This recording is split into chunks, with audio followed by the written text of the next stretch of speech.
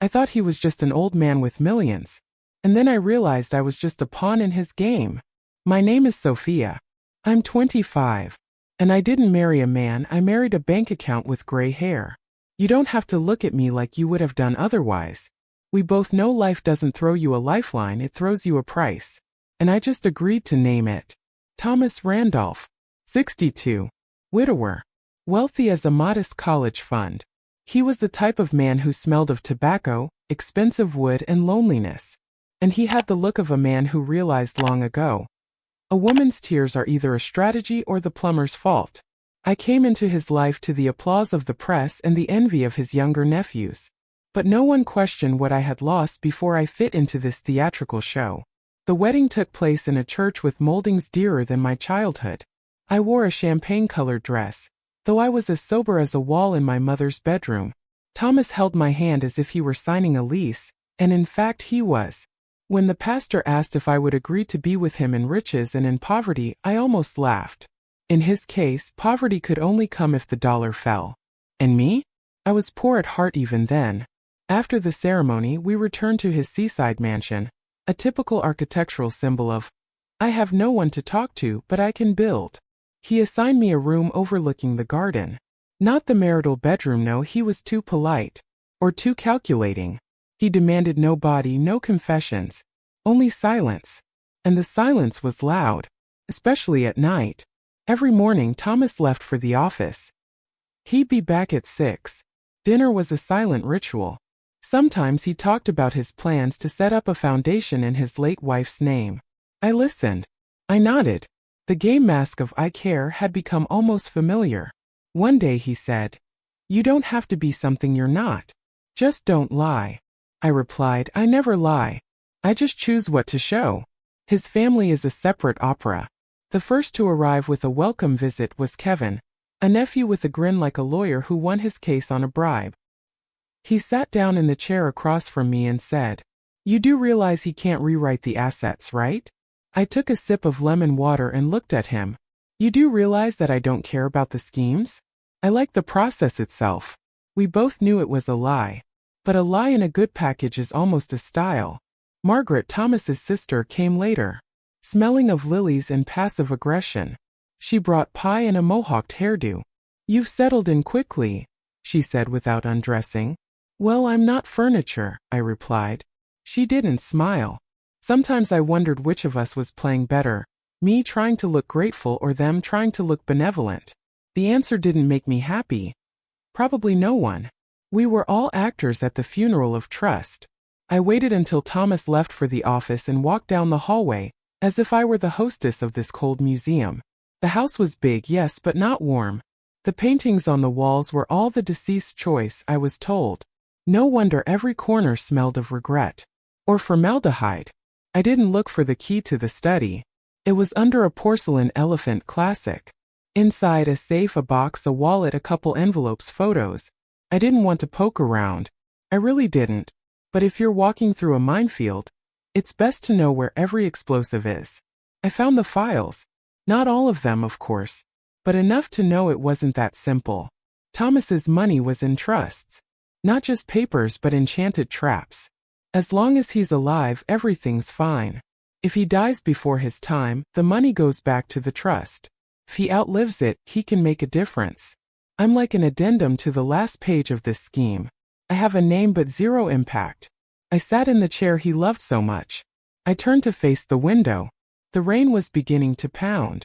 Everything looked like a scene from a drama where the heroine has to realize she's not the heroine, but a minor character in someone else's biography. When Thomas returned, I was already in my room. He didn't ask what I was doing.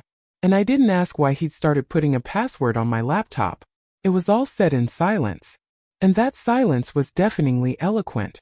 That evening the landline rang. I even jumped. No one had called there, it was a museum, remember? But I picked it up. "Mrs. Randolph?" It was a woman's voice, polite. Yes. I'm calling on behalf of the foundation. I was wondering if you'll be accompanying Mr. Randolph to the fundraiser in San Francisco." "Of course I will. I'm a window dresser. And windows are never empty." At the fundraiser, I wore a black dress with an open back. Thomas wore his usual formal suit. We sat in the audience applauding, nodding. Someone said, "They're so right for each other." And it made me laugh. Yes, we did fit. Like a trap and a mouse. When the stage announcer thanked the widower who remained generous and devoted to his wife's memory, and everyone turned to look at us, I smiled. But inside everything was cracking. I wasn't a sequel, I was a distraction. A vacuum cleaner for rumors. A curtain on an old window. Later, when everyone was breaking up, Thomas was approached by his brother. I couldn't hear everything, but I heard one thing clearly. "You realize she'll leave as soon as you're a burden, don't you?" I was standing next to him. And you know what he said? Nothing. He just nodded. And I went to my car. For the first time without him. What happened next changed everything. You don't want to miss how it unfolded. I was in the bathroom when the phone rang. I don't usually pick up the landline because no one in their right mind calls there in the 2020s. But something about the sound made me wipe my hands, run out barefoot, and pick up the phone. And as I suspected, there was nothing good there. "Mrs. Randolph? It's Kevin." His voice was flat, like an announcer on a news channel talking about an airplane crash. "Thomas is in the hospital. He fell on the stairs at the hotel. They say he has a fracture and a mild concussion. He asked me to let you know. Is he okay?" My voice is steady too. As steady as possible. He hasn't lost consciousness. But he remains under observation. I didn't say thank you. I just hung up. Then, sitting on the bed, I realized he hadn't called himself. He had Kevin do it. And Kevin, between you and me, looked pretty damn pleased. Like someone had laid the cards on his desk just the way he wanted them. I got in a cab and drove to the airport. The next flight to New York was in 2 hours. I bought the ticket first come, first served, no seat selection, and paid more for it than half of my clothes in this marriage. As I flew, one thought swirled around in my head. Why am I going? Why am I flying to a man who didn't even see fit to tell me this in person? When I arrived at the hospital, Kevin met me at the entrance. He still wore the same smirk, only a little softer now. I guess he felt like we were already in the same boat. "Everything's under control," he said. "Thomas is in room 4. "Thank you," I said. I went on my way, not waiting for him to add another line to his act. Thomas was lying by the window, his arm in a cast, his eyes calm. He stared outside, as if everything that was happening was somewhere in a movie, not in his own body. "You didn't have to keep it a secret," I said. He turned, looked at me. "I didn't. I just didn't want to scare you." "Then why didn't you tell me yourself?" He sighed. "Sometimes silence is a form of caring. Sometimes it's a form of manipulation." We both knew what we were talking about. But neither of us wanted to be the first to say it outright.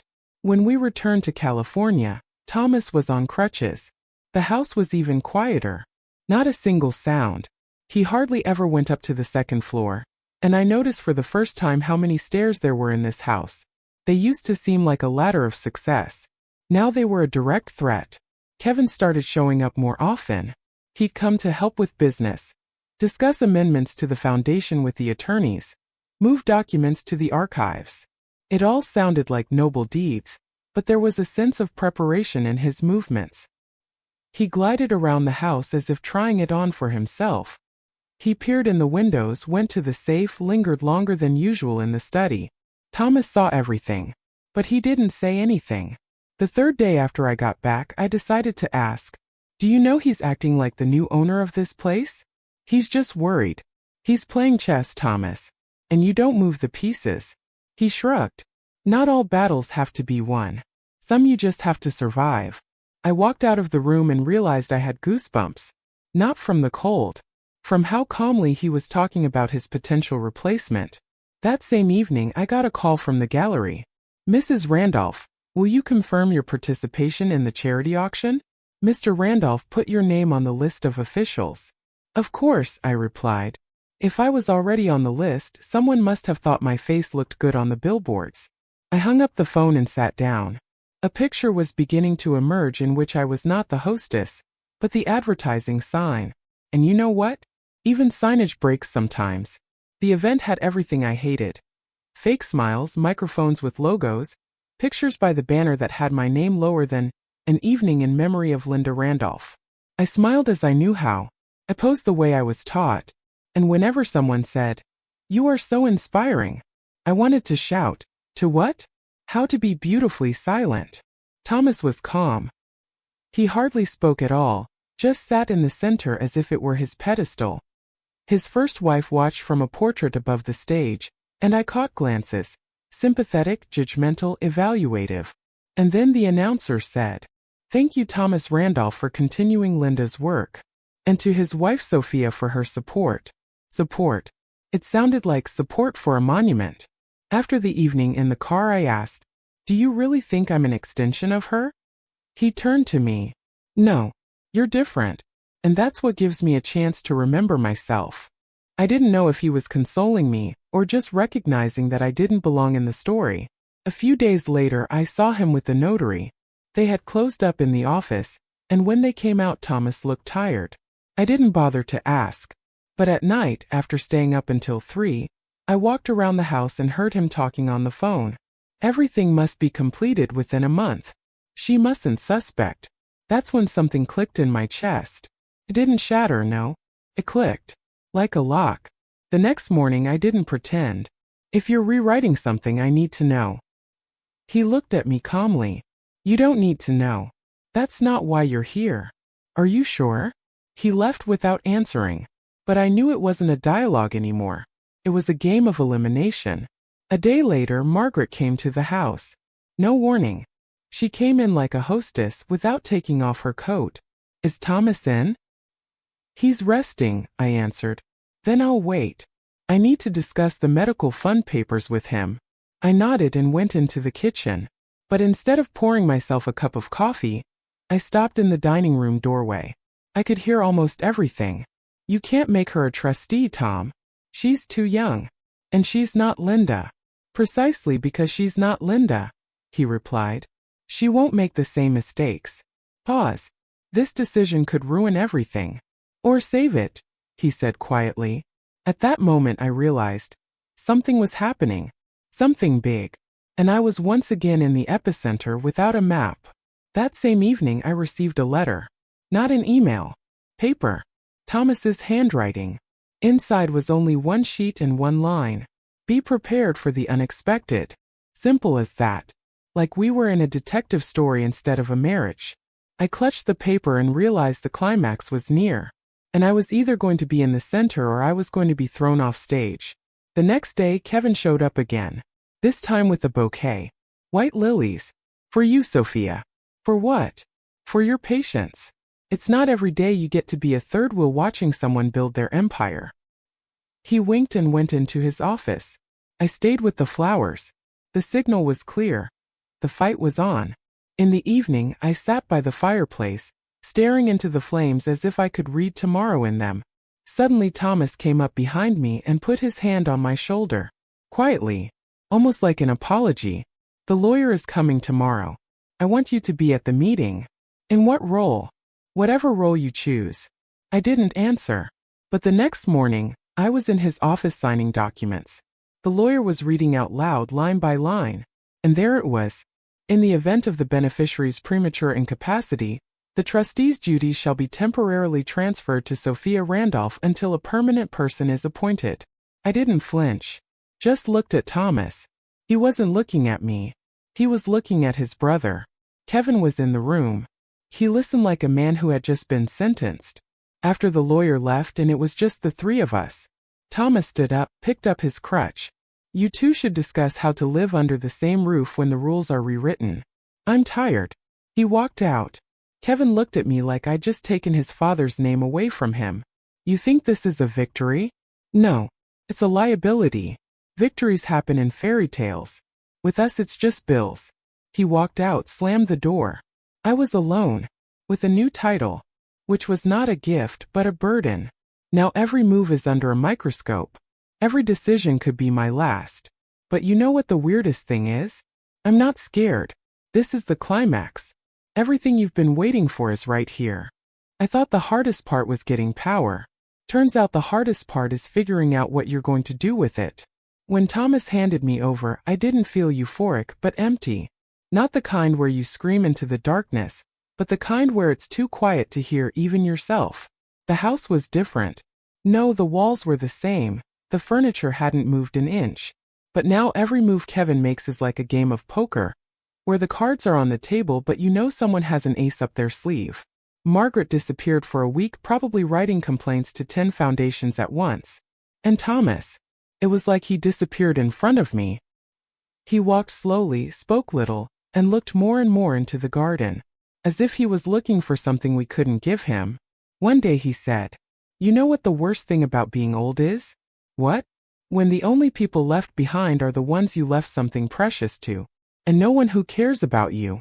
I didn't say anything, because if he'd asked me the same question, I'd have said the same thing, only without the age. I was young, but surrounded by a silence from which everything human had been cut. The lawyers started sending documents, bills, reports, calls for votes. I signed everything I needed to sign, but I could feel each piece of paper taking some of my oxygen away. It wasn't power. It was an accounting will to live. I wasn't a wife, I was a notary of other people's decisions. And then the letter came. No envelope, just placed on a tray in my room. Thomas's handwriting on it. "If you want to know the truth, come today at 7. In the study." Not romantic. Not dramatic. Just business. So at 7 p.m., I walked into his office and saw a box on his desk. Not locked. Not hidden. Just standing in the center like a cake at a farewell dinner. Thomas sat in a chair and looked at me. "It's Linda," he said. "Everything she wrote to me told me. Everything she left behind when she knew she was leaving." I didn't touch the box. "Why are you giving this to me?" "Because you're gonna ask something she didn't get to. And you'll answer? If you can listen, not as a wife, not as a rival, but as a human being." I sat across from you. I opened the box. There were letters, photographs, postcards. One of the letters began, "If you're reading this, it means Thomas has a woman again." I almost slammed it all back. But I kept reading. Linda's writing was tough. No sentimentality. Not a line about love. Pain through the lines. Fear in between. She knew she was leaving and she knew he would live. She even wrote a list. What not to do when you're a widower. There it was. Don't marry out of pity, don't give money to relatives, don't close the foundation, don't forget the garden, don't hide feelings behind furniture. I read it and realized, the woman I thought was a shadow was the backbone of this whole house. "You didn't listen to her," I said. Thomas looked at me. At first no. Then too literally. He placed the key in my palm. "To her private drawer. It's in the old house where we lived before we moved. You can go there if you want. Or you can throw it away. I trust you." It wasn't trust. It was a test. I left in the morning. To the house where she lived. Small, cozy, no pathos. The key went to a box in the dresser. Inside was a notebook. A single one. There were no revelations in there. There was pain. Thoughts, notes, fears, crossed out phrases. Pages where she wrote, "I'm afraid that everything I've built will go to someone who won't understand." I sat on the floor and read. And I realized I wasn't looking at another woman. I was looking at myself in the mirror of the future. When I came back, I didn't go straight to Thomas. I went to the garden. I sat on a bench. I was silent for a long time. Then he came out. "Did you read?" "Yes." "What did you think?" "That she was smarter than all of us." He nodded. And he said, "I handed everything over to you because you're not her. And because only you can finish what she started." I didn't ask what it was, because I already knew. He wasn't fighting anymore. He just waited for me to decide. The next day I went back to my life, or rather what was left of it. The foundation, the meetings, the reports. And every name on the list of people I had to approve payments to was irritating, because now I knew where it all started. And more importantly, why. I started making changes. Small ones. I crossed out a couple charitable initiatives, with Kevin and his friends' names behind them. I cut payments to Margaret's company, which maintained the foundation's transportation but charged like an airline fleet. I sent out letters asking for justification for each request. Politely, but in a way that made my fingers tingle. Kevin called a day later. "Are you sure you want to play like that?" "I'm not gambling. I'm just counting money. You like reports yourself, don't you?" Then Margaret called. Her voice was icy. "You're destroying the system Linda's been building for years." "No, Margaret. I'm destroying the one you've made of her. I hung up the phone. And for the first time I didn't feel guilty. I felt clarity. Thomas watched in silence. From time to time he brought me tea, sat next to me. He didn't comment. He just sat there. And in that silence I realized he was no longer waiting for love. He was waiting for honesty. And he got it. A little late. But still. 2 weeks later he went to the clinic for a routine checkup. I knew it wasn't just tests. He started to leave. Calmly. Like a man who'd put everything in its place. I visited him every day. I sat next to him. We didn't talk about the past. We didn't touch money. We just breathed the same way. Like companions. Like two people who had been through different things but ended up at the same point. One day he said, "You know what the most amazing thing is?" "What?" "I'm no longer afraid of being a burden. Because I stayed. Because you stayed and you don't ask anything for it." And that was our goodbye talk. Not because he died. It was because we finally understood each other. When he was transferred to the palliative care unit, I signed the papers. Not as a spouse. As a responsible party. And that hurt a hell of a lot more than any flowers at a wedding. He didn't hold my hand. Didn't make a dramatic goodbye. He just said, "Don't try to be Linda. Don't try to be me." And be who? Finally me. After he left, it was quiet. Not in the house, in my head. I didn't have to share anything with Margaret, with Kevin.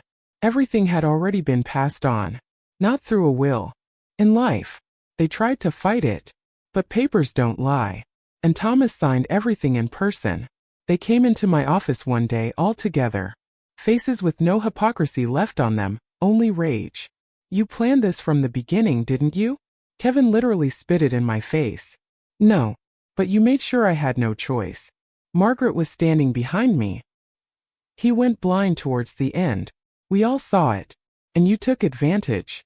I got up. I went over to her. If he was blind, he wouldn't have chosen me. He saw too well. And you realized too late. They left. I was alone. And I felt silence. But it wasn't icy. Not alien. It was my own. The foundation continued to operate. I rewrote its structure. Half of the income now went to real projects. Women's centers, scholarships, legal defense. Not for PR. It was because it was the right thing to do. Not because I was good. But because I finally stopped being afraid of being bad. It's been a year. I haven't gotten married. I haven't moved away. I live in this house. Sometimes I sit in the garden where it all began. He planted the roses himself. I don't touch them. I just water them. And you know what's weird? I've never felt as real as I did when it was over. It's not a victory. It's not a finale. It's just a moment where the story no longer requires masks. Just a voice. Just the breath. Just me. I recently found one of Thomas's old postcards. He always signed them like reports, brief, clear, no hugs. This one only had 3 words on it. "Someday you'll understand." I held it in my hands and suddenly I laughed. Not because it was funny, but because I finally realized that someday had already happened. I know now. I am not the wife in the will, or the toy in the window, or the signature on the checkbook. I am the person who was feared at the table. Not because I'm loud, but because I stayed when I was expected to leave. Made when I was expected to be fake. Forgave when I could have destroyed myself. And now that no one is stopping me from being me, I'm not out for revenge. I'm just living. Sometimes strength isn't about stepping up. It's standing still when everyone expects you to fall. That's who I am. And this is what's left. And honestly, that's enough.